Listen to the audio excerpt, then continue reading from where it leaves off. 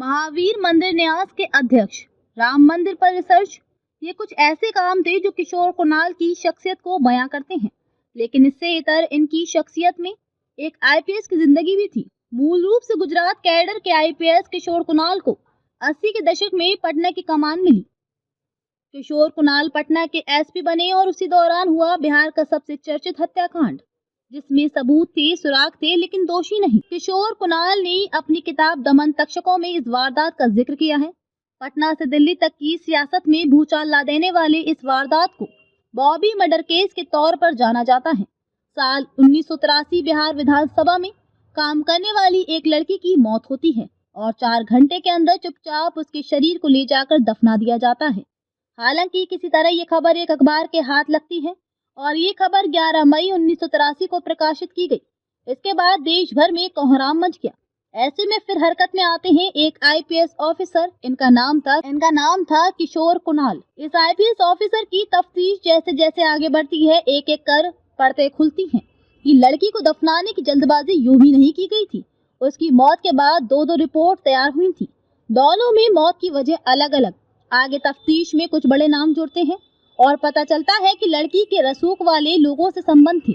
इतना ही नहीं, पुलिस पर दबाव था कि इस मामले को जल्द से जल्द निपटाएं, लेकिन जांच अफसर अड़ जाते हैं और वे आईपीएस अधिकारी कोई और नहीं बल्कि किशोर कुणाल थे। इसके बाद लड़की के शरीर को निकालकर पोस्टमार्टम किया जाता है और जो रिपोर्ट आती है उससे बिहार में हड़कंप मच जाता है। उस वक्त किसी ने ऐसा सोचा भी नहीं था कि इन्वेस्टिगेशन इतनी तेजी से हो सकता है, लेकिन आईपीएस किशोर कुणाल की इस जज्बे का बिहार का हर आदमी कायल हो गया। किशोर कुणाल ने अपनी किताब में लिखा है कि इस केस में उनके कुछ सीनियर अफसरों ने उनके साथ ऐसा बर्ताव किया मानो सच का पता लगाना अधर्म हो।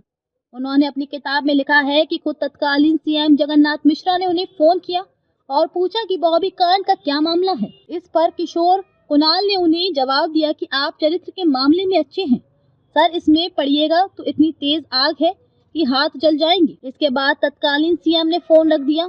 एक खबर या वेबसाइट के अनुसार अदालत को दिए बयान, बॉबी की कथित मां ने बताया था कि बॉबी को कब और किसने जहर दिया था।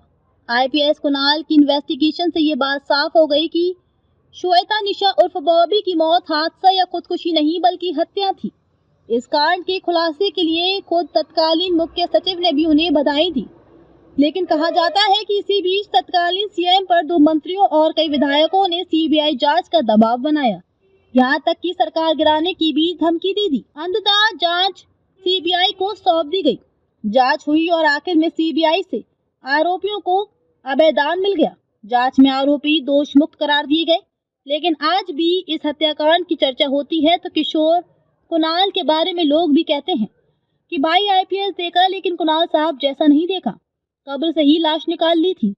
भले ही इस केस को अंजाम तक नहीं पहुंचाया जा सका, लेकिन आखिर में किशोर कुणाल ने इतना तो साबित कर ही दिया कि एक पुलिस वाला चाहे तो उलझे से उलझे केस की बखिया उधेड़ कर रख दे और कोई उसे रोक ना पाए। बता दें कि किशोर कुणाल का जन्म 10 अगस्त 1950 को हुआ था। उन्होंने अपनी स्कूलिंग मुजफ्फरपुर जिले के बरूरा राज गाँव से की।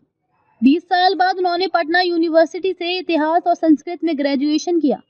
वे 1972 में गुजरात कैडर से भारतीय पुलिस सेवा आईपीएस के अधिकारी बने और पुलिस अधीक्षक पद पर तैनात हुए। वहां से वे 1978 में अहमदाबाद के पुलिस उपायुक्त बने। वे संस्कृत अध्येता भी रहे।